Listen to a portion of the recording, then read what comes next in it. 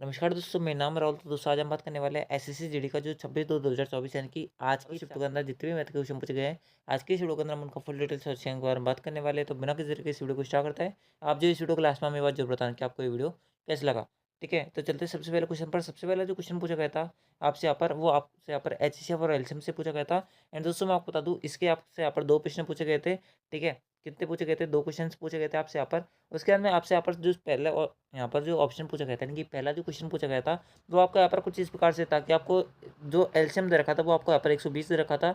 तो आपसे यहाँ पर क्वेश्चन के अंदर बोला जा रहा था कि कौन सा ऑप्शन एचईसीएफ नहीं हो सकता।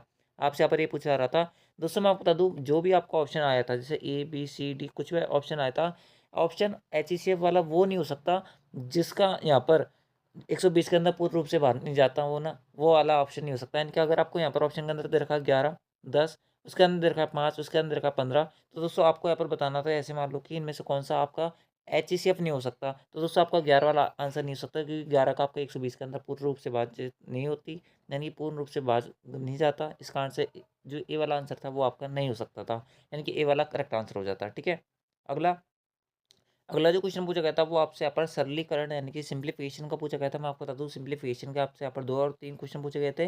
दोस्तों बहुत सारे जो क्वेश्चन है वो आपके यहाँ पर सिंप्लीफिकेशन के इन शिफ्टों के अंदर पूछे जा रहे हैं। तो दोस्तों आप जो इनको यहाँ पर जरूर रिवाइज करके जाएं। एंड दोस्तों अपने जो बोर्ड मार्क्स के फॉर्मूले हैं उनको आप जरूर रिवाइज करें। एंड दोस्तों सारे सिंपल क्वेश्चन आ रहे हैं, कोई हार्ड क्वेश्चन वैसा आ नहीं रहा इतना।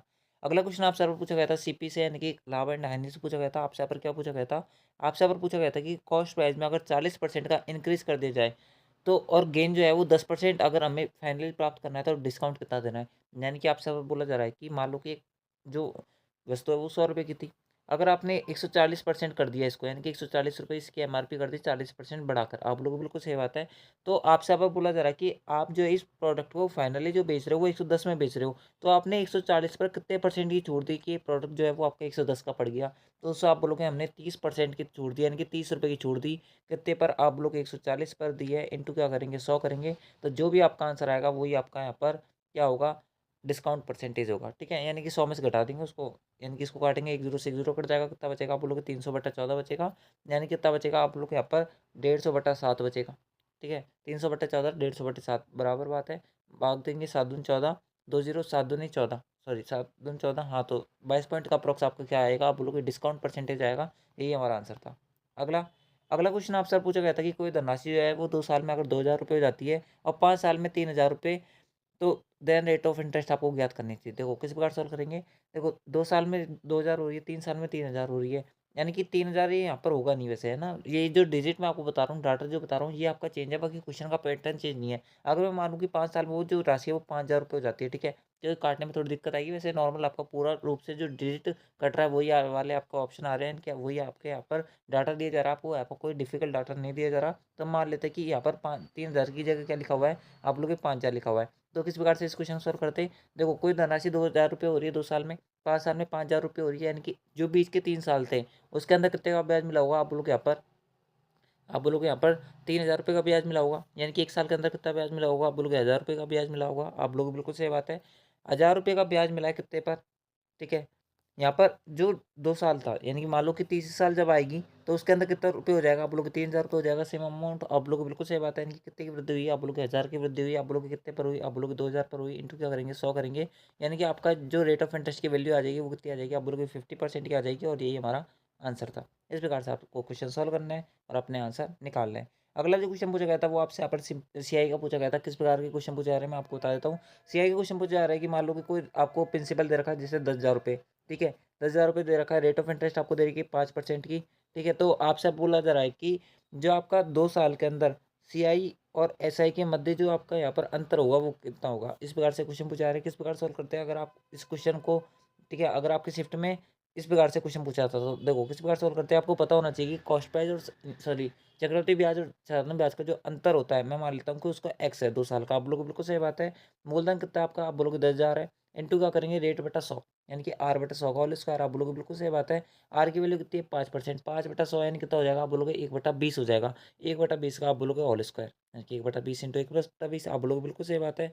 अगर काटेंगे तो एक जीरो से एक जीरो कट जाएगा, एक जीरो से एक जीरो कट जाएगा, 4 से अगर आप 100 काटोगे 25 बार कटेगा, यानी कि 25 जो है वो आपका यहाँ पर साधारण ब्याज और चक्रवृद्धि ब्याज का अंतर आएगा। यानी कि ऑप्शन जो आपका यहाँ पर जो भी आंसर होता अगर इस प्रकार का डाटा दिया हुआ होता तो आपका ये वाला आंसर होता। ठीक है, चलता है अगले क्वेश्चन पर। अगला जो क्वेश्चन पूछा जा रहा है आपसे यहाँ पर डिस्काउंट का पूछा जा रहा है। और दोस्तों मैं आपको बता दूँ डिस्काउंट का आपको यहाँ पर 2 क्वेश्चन पूछे गए थे, जिसमें से एक क्वेश्चन जो है मैं आपको बता देता हूँ किस प्रकार से क्वेश्चन पूछा जा रहा है आपसे यहाँ पर। आपसे यहाँ पूछा जा रहा है कि आपसे यहाँ पर पूछा जा रहा है कि 15% और 12% का समतुल्य बट्टा यानी कि एकल चोटियाँ होगी। देखो किस प्रकार सोल्व करते हैं।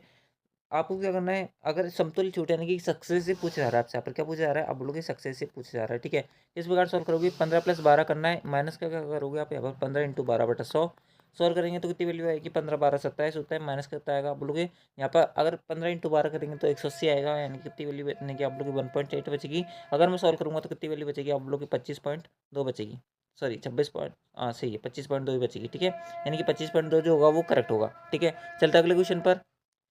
अगला क्वेश्चन आपसे बोला जा रहा है कि जो अगला जो क्वेश्चन पूछा गया था वो आपका यहाँ पर रेशियो और प्रोपोर्शन से पूछा गया था।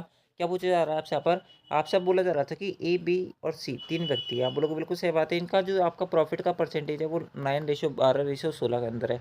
तो आपसे यहाँ पर बोला जा रहा है कि अगर टोटल जो अमाउंट है वो 7400 रुपये, तो बी का वैल्यू बताओ, यानी कि बी का जो आपका गेन होगा यानी कि बी का जो लाभ होगा उसके अंदर कितना हिस्सा होगा 7400 रुपये में। आप बोलोगे बिल्कुल सही बात है।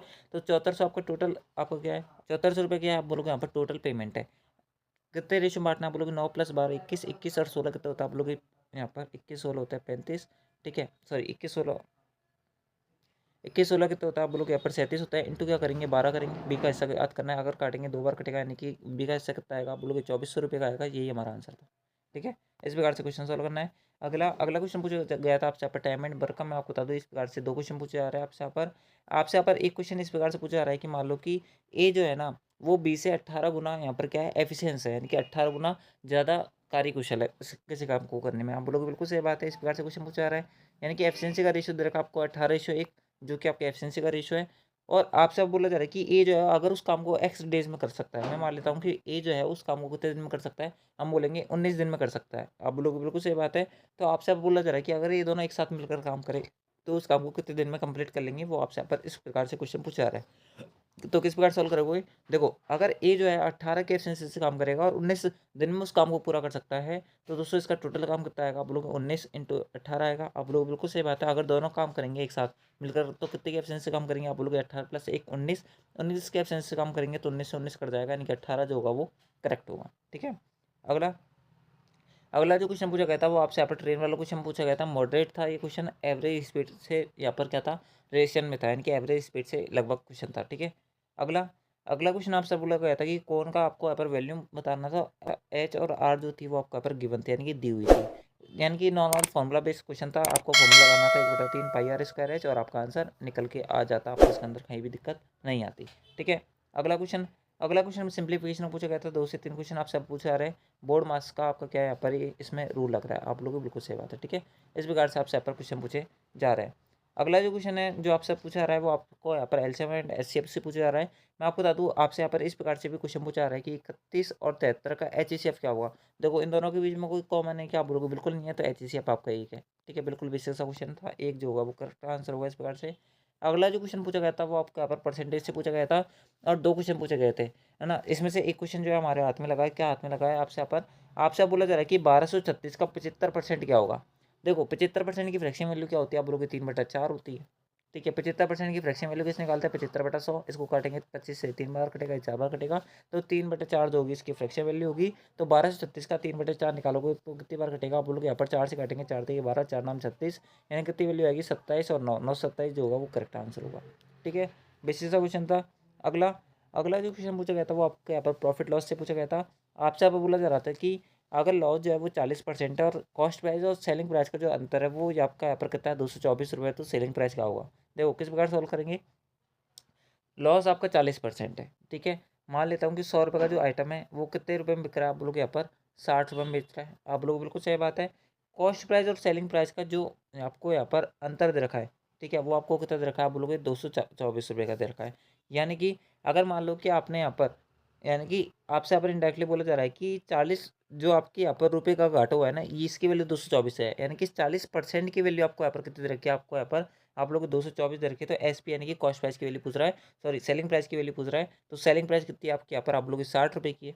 ठीक है, 100 रुपये का आइटम लिया आपने, देखो समझो क्वेश्चन को क्या बोल रहा है। 100 रुपये का आपने आइटम लिया, उसको 40% घाटे में बेच दिया, यानी कि 60 रुपये में बेच दिया।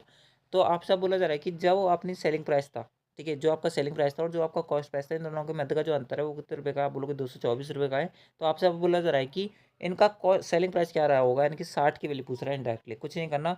देखो 40% की वैल्यू आपको क्वेश्चन के अंदर दे रखी है कितनी, आप बोलोगे यहाँ पर 224। अब परसेंट है तो आपसे यहाँ पर बोला जा रहा है कि 60% की वैल्यू बताओ, यानी कि 60 यूनिट की वैल्यू बताओ। काटेंगे जीरो जीरो कट जाएगा, 4 से काटेंगे, 4 पंजे 20, 4 से की 24, 56 इंटू 6 यानी कि 6 के 36, 6 पंजे 30, 30 और 6 30 और 3 33, यानी कि 336 जो होगा ना वो करेक्ट आंसर होगा। ठीक है, आप बोलोगे बिल्कुल सही बात है ना। 336 रुपये आपका क्या रहा होगा, आप बोलोगे यहाँ पर सेलिंग प्राइस रहा होगा। अगर आपसे यहाँ पर पूछता कॉस्ट प्राइस क्या रहा होता, तो हम इंटू 100 करते हैं, जिसकी वैल्यू कितनी आ जाती है, आप बोलोगे 560 रुपये आ जाती। ठीक है, यानी कि 560 रुपये उसका कॉस्ट प्राइस रहा होगा, जिसको आपने 336 में बेचा है, जिसमें आपको ओवरऑल 224 रुपये का घाटा हुआ है, इनडायरेक्टली 40% का आपको लॉस हुआ है। ठीक है, क्लियर हुआ होगा। अगला अगला क्वेश्चन पूछा गया था डिस्काउंट से, डिस्काउंट कितना परसेंट है, यानी कि आपसे यहाँ पर इस प्रकार से पूछा जा रहा था कि मान लो कि मार्क प्राइस जो था वो एमपी है, यानी कि मार्क प्राइस है, आपने यहाँ पर इस पर 10% छूट दिया, यानी कि 90/100 में बेचा, और उसका जो फाइनल सेलिंग प्राइस हो गया, यानी कि जो फाइनल आपका विक्रय मूल्य हो गया वो कितना हो गया, आप बोलोगे 900 रुपये हो गया, तो उसका मार्क प्राइस कितना था, इस प्रकार से क्वेश्चन पूछा रहा है। अगर आप काटोगे 10 बार कटेगा, यानी कि मार्क प्राइस कितना रहा होगा, आप बोलोगे यहाँ पर 1000 रुपये रहा होगा। ठीक है, तो इस प्रकार से क्वेश्चन पूछा रहे हैं, बिल्कुल बेसिक बेसिक से। आई होप आपको क्वेश्चन क्लियर हो रहे होंगे। अगला जो क्वेश्चन पूछा गया था वो आपसे यहाँ पर एस आई एंड सी आई से पूछा गया था। मैंने आपको बताया एस आई सी आई से बिल्कुल बेसिक से क्वेश्चन पूछे जा रहे हैं। इन दोनों के बीच का अंतर पूछ ले रहा है, या फिर वो आपसे यहाँ पर चक्रवृद्धि ब्याज कितना मिलेगा, यहाँ पर सेलिंग पर इंटरेस्ट कितना मिलेगा, या फिर रेट ऑफ इंटरेस्ट क्या है। तो इस प्रकार से क्वेश्चन पूछा जा रहा है, कोई और क्वेश्चन आपसे यहाँ पर नहीं पूछे जा रहे हैं। अगला जो क्वेश्चन पूछा गया था वो आपसे यहाँ पर टाइम एंड वर्क से पूछा गया था। आपसे बोला जा रहा था कि अगर ए जो है किसी काम को 4 दिन में कर सकता है, बी जो है 12 दिन में कर सकता है, तो दोनों मिलकर कितने दिन में करेंगे। तो दोनों की एफिशिएंसी कितनी आएगी, आप बोलोगे टोटल वर्क 12 आएगा, यहाँ पर 3 आएगा, यहाँ पर 1 आएगा। तो टोटल वक्त आ गया, आप बोलोगे यहाँ पर 12 आ गया, 12 काम करना है, कितने की एफिशिएंसी, आप बोलोगे 3 + 1 4 की एफिशिएंसी। तो टोटल टाइम कितना लगेगा, आप बोलोगे 3 दिन का टाइम लगेगा। यही आपका आंसर था। ठीक है, इस प्रकार से क्वेश्चन पूछा रहा है।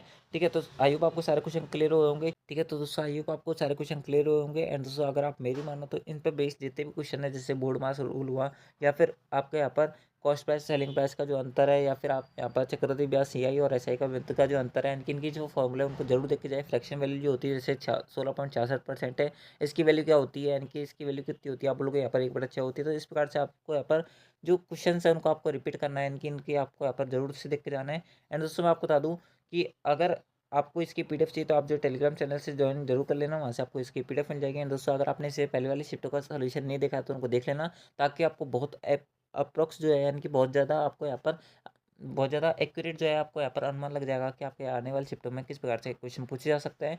तो दोस्तों आई होप आपने इस वीडियो को शुरू से अंत तक देखा होगा। अगर आपको वीडियो पसंद आए तो इस वीडियो को लाइक जरूर करें, चैनल को सब्सक्राइब जरूर करें। एंड दोस्तों आपको ये वीडियो कैसे लगा वो आप हमें कमेंट बॉक्स में बताना। ठीक है, तो दोस्तों आज की इस वीडियो के अंदर बस इतना ही, मिलता है आपके नेक्स्ट आंसर की वाली वीडियो के अंदर। तब तक के लिए जय हिंद, जय भारत, जय Hindustan. Thanks for watching, thank you.